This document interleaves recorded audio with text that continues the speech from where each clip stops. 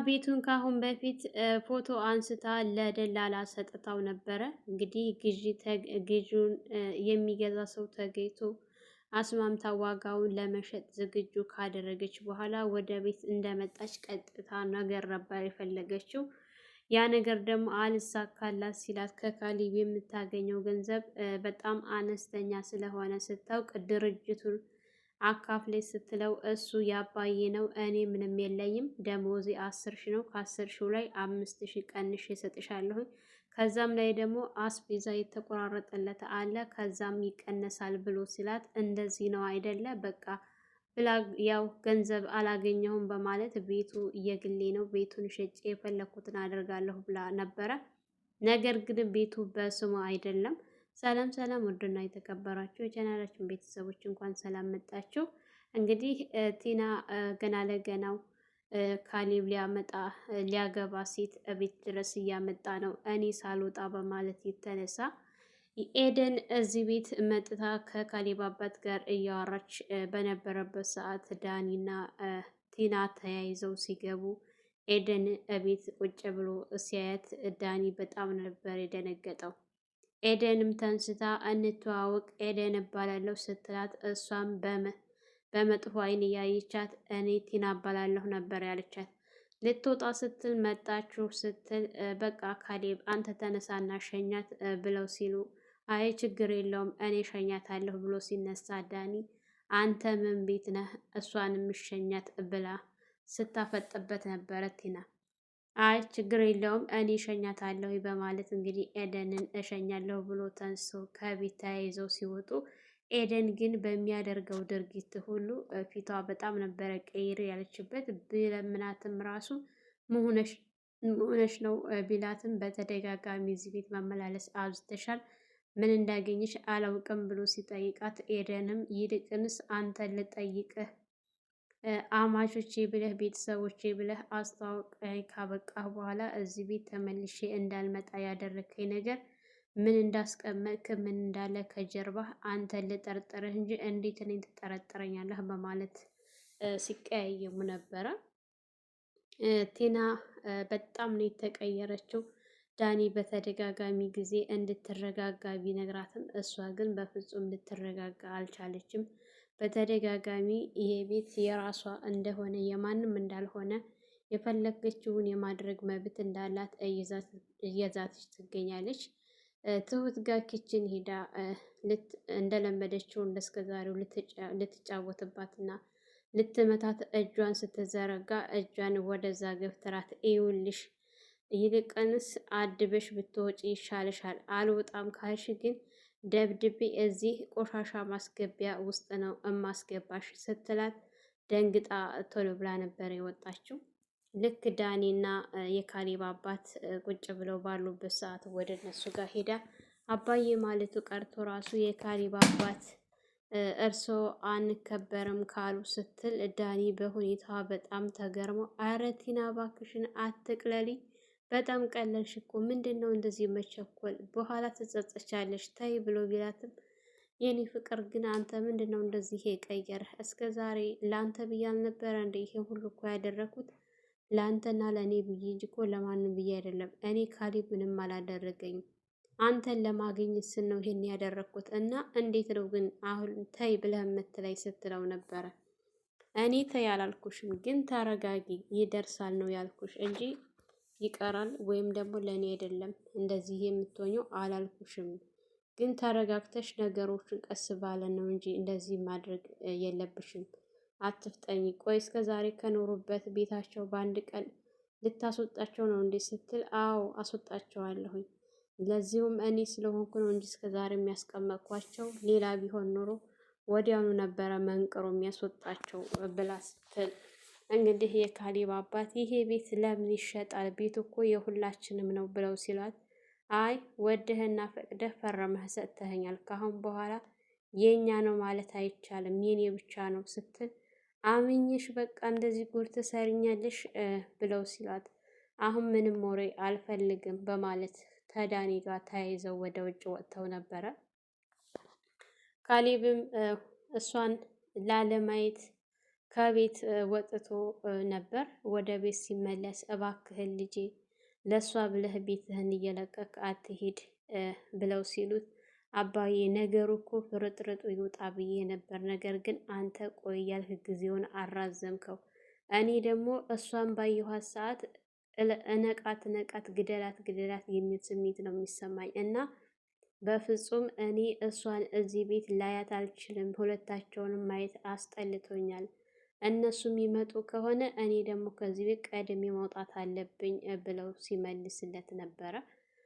ትሁትም መጥታ አባዬ ይሄ ነገር ግን ቶሎ ቢቋጭ ይሻለዋል፣ ምክንያቱም ሌላ ከዚህ የከፋ ነገር መምጣቱ አይቀርም እና ነገር ማርዘሙ ጥሩ አይደለም ስትል ነበር። እሳቸው ግን እኛን ብዙ ነገር አድርገውናል፣ በድለውናል እና እንደዚህ ሲሆኑ ማየት ትልቅ ነገር ነውና ገና ምን አይታችሁ ከዚህ የበለጠ ብዙ ነገር እናያለን።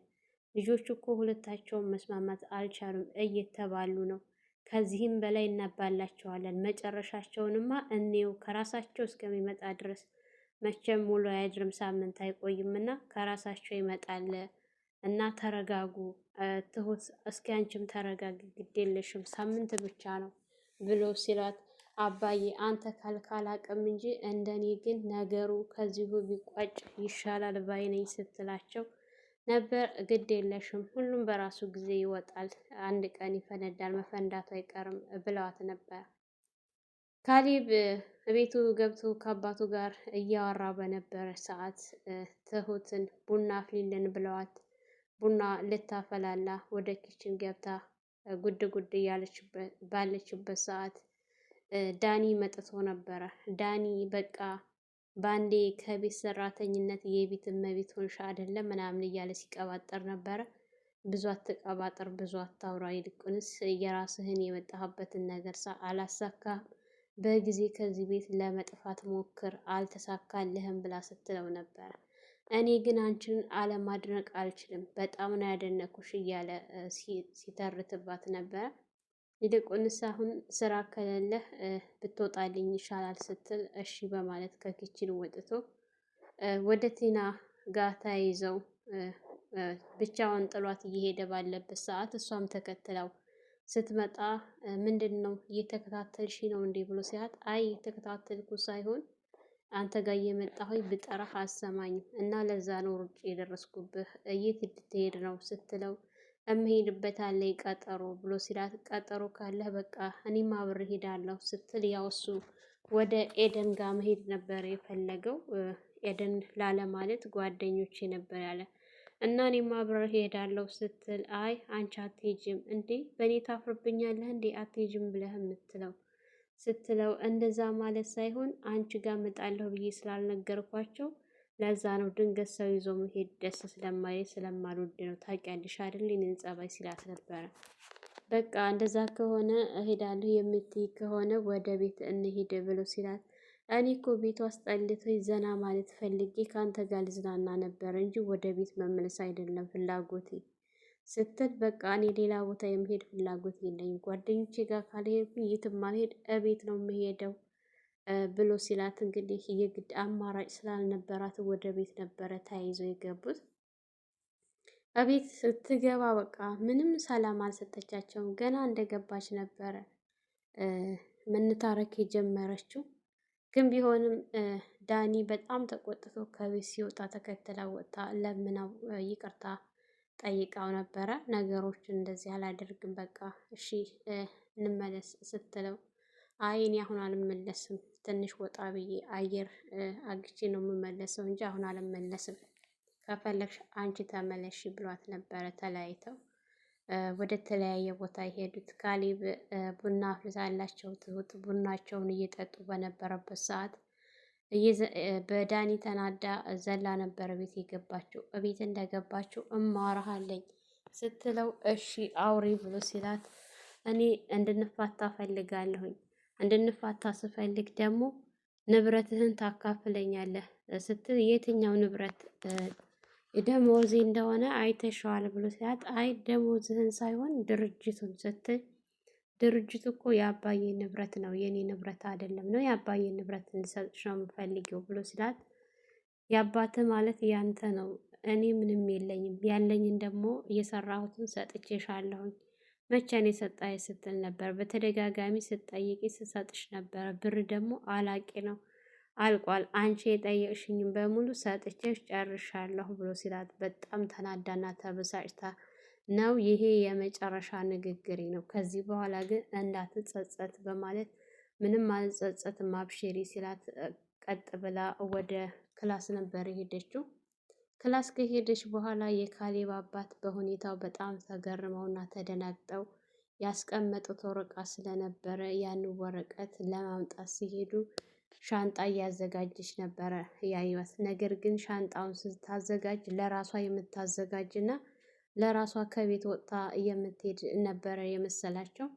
ልክ ወረቀቱን ይዞ ወደ ቤት ወደ ሳላ ሲመለሱ አባዬ ምንድን ነው ብሎ ሲጠይቀው ይሄማ ወረቀት ነው ምን ያደርግልሃል ብተው ዱላቡን ከፍታ ይዛብኝስ ብትሄድ ብሎ ሲል ምን ችግር አለው ይዛው ብትሄድ ብሎ ነበረ። አይ ችግር የለውም እሱማ ግን ከነገሩ መጠንቀቁ ይሻላል ብዬ ነው። እና አሁን ምን እያደረገች ነው? ተገባች እኮ ቆየች ብሎ ሲላቸው አዎ ልብሷን ይዛ ልትወጣ ነው ምሳሌ በሻንጣ እያዘጋጀች ነው እያለ ነበረ። ዳኒ ውጭ ነበረ። እሱ ትንሽ አየር ሊቀበል ብሎ እቤት መጥቶ ትሁትን ቡና ልታፈላ አጊቷት ምንድን ነው ነገሩ እየተካሄደ ያለው ብሎ ሲላት ትሁት እኔ ነገሩ አልገባኝም፣ ግራ ገብቶኛል፣ እስኪ አረጋጋት አንተ ብላ ተያይዘው ወደ ሳላ ነበር የሄዱት። ነገር ግን ሳላ ልክ እነ ካሌብ ኑር ዳኒ እንኳን ሰላም መጣ ብለውት እሺ ብሎ ቁጭ ባለበት ሰዓት ቲና እየዘለለች ሻንጣ ሰብስባ ይዛ መጥታ ከቤቴ ውጡልኝ ነበር ጥያቄዋ። ዛሬ እሷ በሰው ቤት እንደዚህ ከቤቴ ውጡልኝ እያለች አሁን እሷ ቤቱ በስሟ እንዳልሆነ ስታውቅ ምንድን ነው የሚፈጠረው? በጣም ከባድ ነው። እንደዚህ በሰው ቤት ደረት ነፍቶ ተንቀባሮ የራሴ ቤት ነው ብሎ እንደዚህ መሆን በጣም ከባድ ነው። እንግዲህ ቲና ውላ ሳታድር የእጇን ልታገኝ ነው። እስከ ዛሬ ብዙ ነገር ታግሰው እዚህ ደርሰዋል። ከአሁን በኋላ ግን የሚታገሱበት አቅም ምንም የላቸውም። ሰላም ሰላም፣ ውድና የተከበራችሁ የቻናላችን ቤተሰቦች እንኳን ሰላም መጣችሁ። ላይክ፣ ሸር፣ ሰብስክራይብ እያደረጋችሁ ቤተሰብ ሁኑ። በያላችሁበት ፈጣሪ ይጠብቃችሁ፣ ሀገራችንን ሰላም ያድርግልን፣ ወጥቶ ከመቅረት ፈጣሪ ይጠብቀን እያልኩኝ ለልጅ ሙቤ አዲስ የሆናችሁ የደውል ምልክት ማጥቆር አትርሱ። በያላችሁበት ፈጣሪ ይጠብቃችሁ። መልካም ቆይታ